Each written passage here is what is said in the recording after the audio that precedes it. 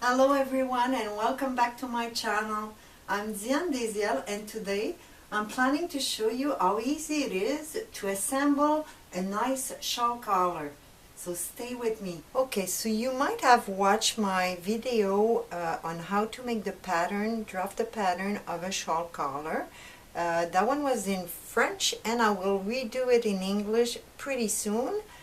So I use that pattern and I cut it in fabric for today's video. Look at my piece. I did a very small modification you might notice is instead of doing the 2 dart, I simply cut it in 2 and did a princess line.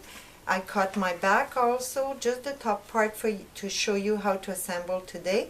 And I added a little facing for my back because it's much easier that way. So I have my front, my facing, and my back.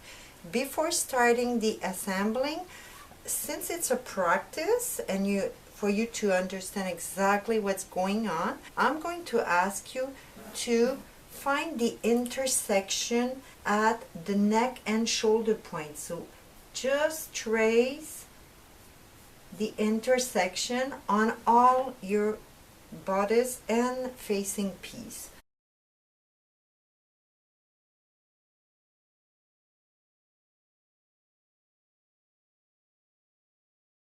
The next step is going to be to sew the facing center back line together. So my 2 layer I'm going to assemble at 1 centimeter for the example, and my 2 front piece I'm going to also assemble here at 1 centimeter.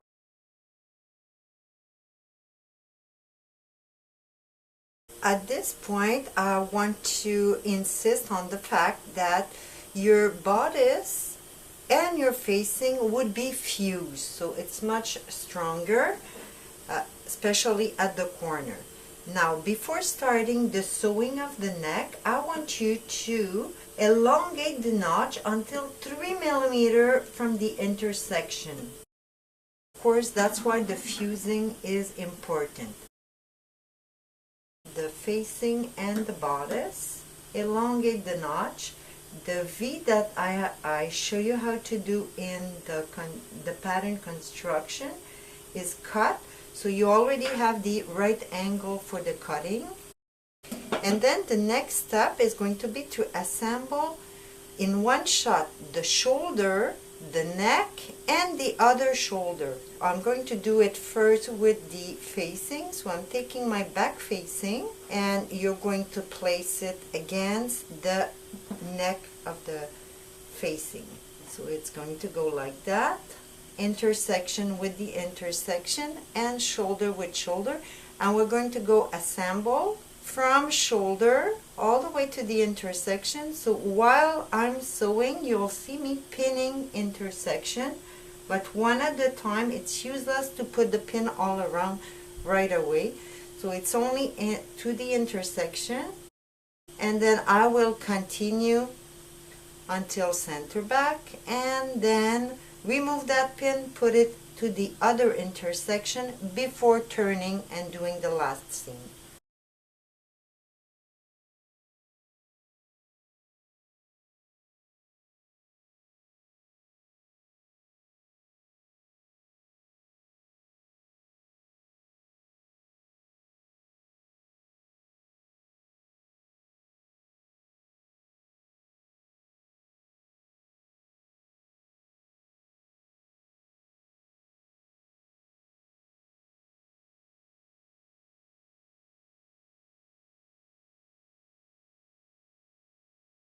So now my shoulder and neck and shoulder is sewn. You might want to go back and see the video again to watch when I did reach the corner or the intersection.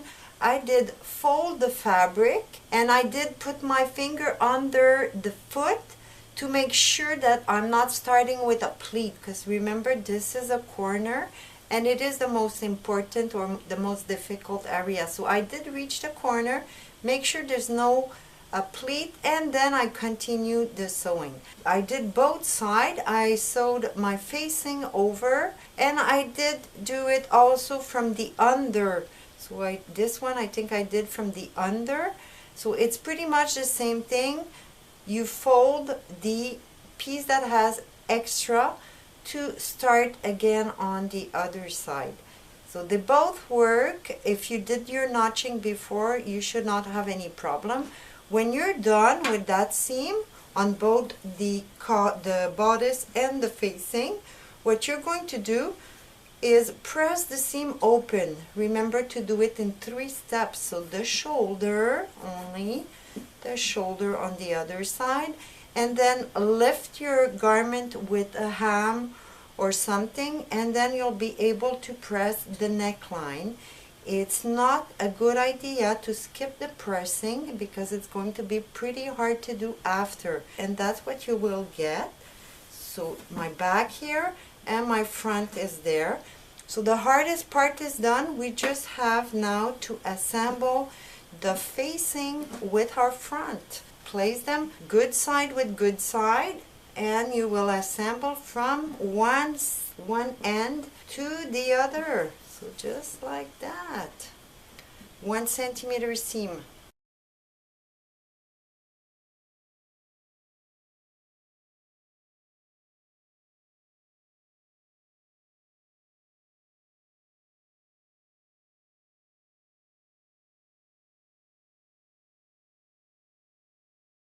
Now after your seam is done, you might want to notch because it's a curve area. You're going to notch V-notch all the way, the more even you could, because that's going to give you a nicer curve. The triangle should be not further than 3 millimeters from your seam line. So once your notching is completed, we're going to do the understitch starting on one side. And what I mean is to grab the seam allowance, so both seam allowance. First we'll do the understitch on the facing side. So what you should do is put a pin on top at the notch level. The notch is where your lapel is starting to turn. So you put a pin there, and you're going to sew the seam allowance on the facing until there, and you will see on the sewing machine that I'm going to lift the fabric and push the seam allowance from that point, push the seam allowance towards the other side, so towards the bodice. And we're also going to switch the understitch towards the bodice side. So slowly I'm going to go to the seam exactly in the middle and then shift on the other side. We're sewing all around from one side to the other.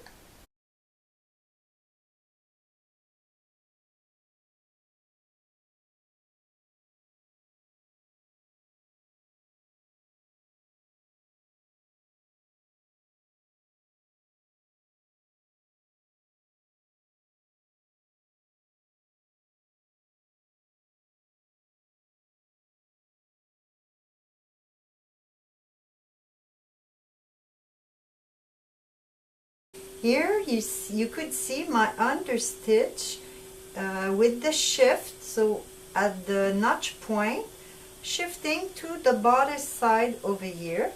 And obviously you have to do the opposite when you reach the other side of the garment. So I was on the bodice and I did shift my understitch. So you saw me putting a pin. Your seam allowance should gradually, doesn't have to be at one point, gradually shift to the other side. So when you're finished with your understitch, you could press your garment. I suggest you do it in 3 steps, and always keep the understitch on top when you're ironing. So I did iron the facing part over here, and then I turn it around to press the bodice part, so I could always see a tiny little line of my good side of the fabric to make sure the seam is hiding. And obviously you shift again at the end to press on the facing side. When this is done, we will do the last seam, and the last seam is to assemble the neckline together. So that's why the pressing is so important.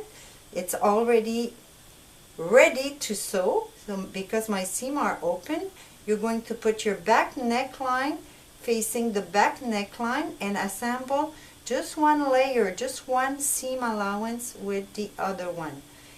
The other one should stay straight inside. So I'm going to go assemble from shoulder point, so at the intersection, all the way to this side. I'm going to be using a narrow foot to make my life easier, and back tack at the beginning and at the end.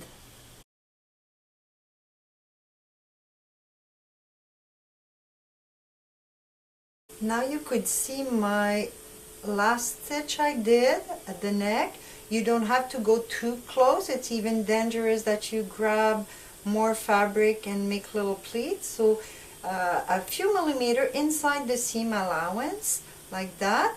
And if you want, after, you could attach your shoulder.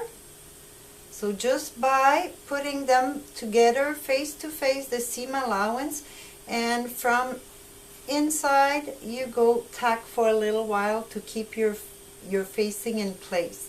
So I did it here on this one. You don't have to go all the way, just for a little while to keep it in position. That's it for today. I hope you enjoyed. This is the final shawl collar that we just did. And don't forget, the first advice that I always give is to practice. So on scrap piece, not on your real fabric. And if you like the coat that I show at the beginning, that's a project that I will do pretty soon. I'll show you how to make the pattern, then how to assemble it. So make sure you subscribe to my channel, and I see you next time.